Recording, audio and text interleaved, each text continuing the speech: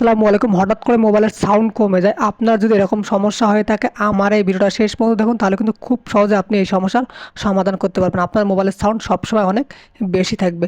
এটা করার জন্য প্রথমে আপনি আপনার ফোনের যে সেটিংস আছে এখানে চলে আসবেন। যারা ভিডিওটি দেখতেছেন প্লিজ সাবস্ক্রাইব করে অনেক বেশি শেয়ার করে দেবেন। এখানে দেখেন সাউন্ড নামে একটি অপশন পাবেন, অথবা আপনি সার্চ অপশনে গিয়ে সার্চ করবেন SOUND।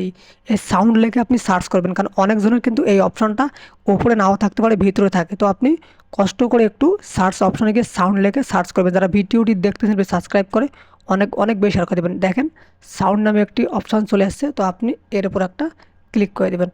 ক্লিক করে দেওয়ার পর দেখেন এই যে সাউন্ডগুলো কিন্তু আমার বন্ধ করা আছে। আমি আবারও বলতেছি, দেখেন এই যে মিডিয়া ভলিউম কিন্তু আমার বন্ধ করা আছে, এই জন্য কিন্তু ফোনে সাউন্ড হতেছে না। কল ভলিউম কিন্তু আমার অর্ধেক করা আছে, এই জন্য কিন্তু সাউন্ড কম হয়। রিংটোন নোটিফিকেশন কিন্তু কম, একবার হাই করা আছে। তো আপনি অবশ্যই দেখেন এই যে মিডিয়া ভলিউম, এটাকে আপনি এভাবে ফুল করে রাখবেন। তারপর দেখেন কল ভলিউম, আপনি চাইলে কিন্তু এটাকে ফুল করে রাখতে পারেন, আপনার যতটুকু প্রয়োজন অতটুকু রাখবেন। রিংটোন অ্যান্ড নোটিফিকেশন ভলিউম আপনি চাইলে এটাকে কমাইতে পারেন আবার বাড়াইতে পারেন। অ্যালার্ম ভলিউম আপনি চাইলে কম করে রাখতে পারেন, চাইলে বেশি করে রাখতে পারেন।